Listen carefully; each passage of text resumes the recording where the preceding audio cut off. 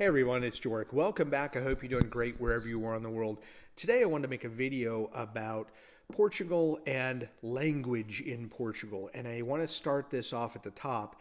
For those of you that have moved to Portugal, do you or have you learned Portuguese? Whether it be basic level, and what I'm going to talk about in this video is A2, or conversational level where you have learned more language and you feel like you're more like a native. Have you gone to the trouble of learning any Portuguese at all if you've moved? So the reason I asked that question, please comment below because I'd love to get your experience on if you know a little bit of the language, has it helped you or not? If you haven't learned anything, has that helped you or hindered you in your journey in Portugal? I get asked often in emails, do we need to learn the language?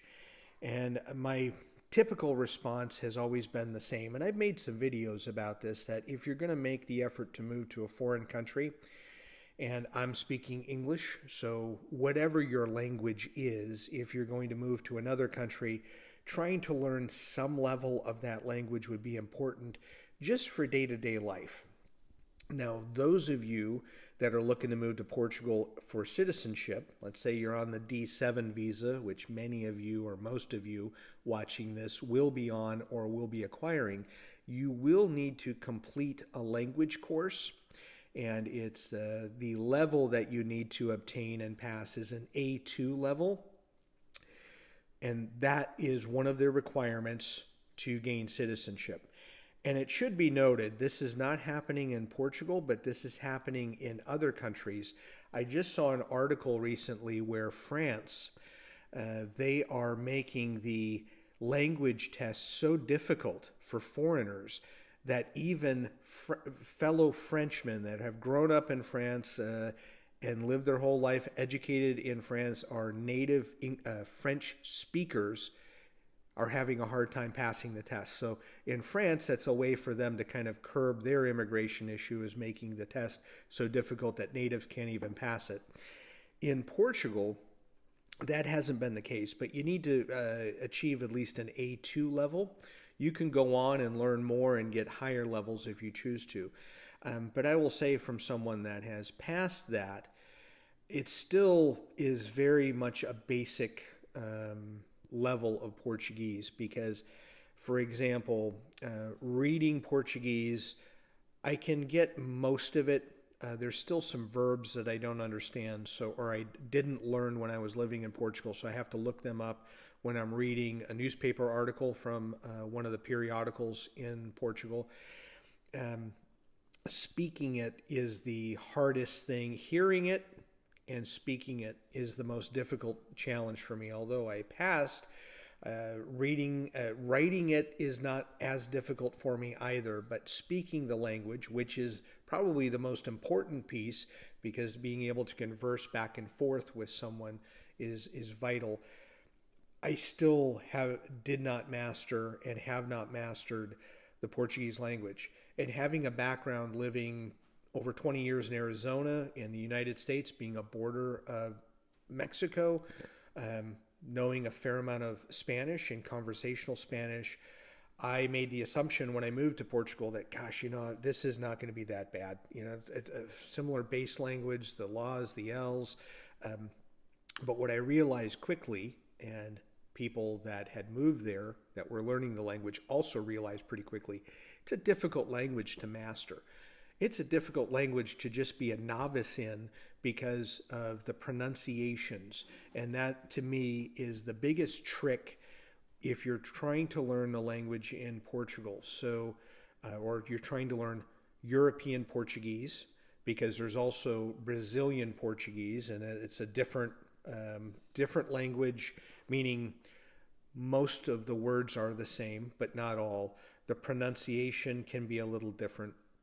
But what I thought was pretty funny is when I was learning Portuguese, I would talk to our neighbors who are Portuguese and are in their 70s, and how do you pronounce this?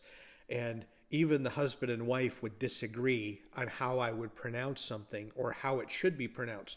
And What's unique about the Portuguese language is so much of the nasal, or how much you use of your mouth when you're speaking. And when I make videos and I pronounce something, often I'll get critiqued by the Portuguese, or I'll get an email going, hey, I don't think you realized or you meant to say this, but you mentioned, for example, recently I made a video about wines in Portugal, and I mentioned probably the biggest wine producer, or one of the biggest. And if you say it one way, I'll say it the English way without putting any accent or nasal forward into it. It can come off as a slang term, or a pretty negative term. So in Portugal, when you're trying to learn, having to learn the nasal pronunciations and all of that goes into it, it's very nuanced and it's very specific. And you want to make sure that when you're saying something, this is what you meant to say, not saying something disrespectful or derogatory. I will also say, as you're learning Portuguese, European Portuguese, so Portugal Portuguese, as I like to call it, it will be a little different whether you're in the north. So let's say you're north of the Silver Coast, heading towards Porto and Braga and even Coimbra, as well. It changes when you're in Lisbon and heading south towards Évora, Beja, the Algarve. Interestingly enough, I think sometimes Algarve, it's almost English with Portuguese being a second language. So many people, because of the hospitality and tourism, so many people speak English there. But where I'm going with that, in the north and in the middle, if you are learning Portuguese and you are in northern Portugal, often when you're speaking with someone, and I'm not talking about reading it or writing it, I'm talking about vocally, when you have conversations, people open their mouth and enunciate, trying to do that here, more. So if you're trying to look, and when I was learning, often I would be lip reading. I'm trying to look at how someone's using their mouth and as they're pronouncing a word, because I knew that the sounds, especially the nasal sounds, are so unique. I didn't want to butcher it. I still get the things wrong more often than not. But in Porto, so heading north, more enunciation, more open-mouthed. In Lisbon, it's often like, so a good friend of ours who's Portuguese, he said, it's almost like talking with rocks in your mouth, or having your mouth full. You're eating and you're talking at the same time. Or for more, they're speaking, but it's almost like a ventriloquist trick, where the lips aren't moving very much, but they're having the same conversation as they would in Porto, but they're not. The lips aren't moving. And so that's hard if you're trying to learn the language by speaking to other people. That is something that it's hard to overcome. You just have to, mais devagar, I was saying, much slower, and then they would kind of speak more slowly, and then I could pick up on what they were saying. That's something that you will see that's a little different if you're in Lisbon and heading towards the Algarve. Often it's more closed-mouthed in the speaking, as opposed to in the north. But I will say the A2 test, there are people that are very troubled by it and are thinking, okay, I can't pass this, I can't possibly learn it. I don't know Portuguese very well, and I often screw up the pronunciation, but it was, I'll say, good enough to pass an A2 test. Still means that there's a lot of room to work with, and it does not mean by any stretch that I know Portuguese. I frankly don't, and again, if you watch a video where I'm trying to pronounce things, you'll look in the comments and see the Portuguese correcting me. But do you need to know the language? Yeah, I think if you do move to Portugal, even if you're in a city like Lisbon or Porto, which has a high amount of immigrants and expats from other countries, yeah, if you're in the touristy areas, everyone's going to speak English, because that's going to be one of the many languages that they'll have learned, because of the amount of people from English-speaking countries that are going there for holiday or vacation.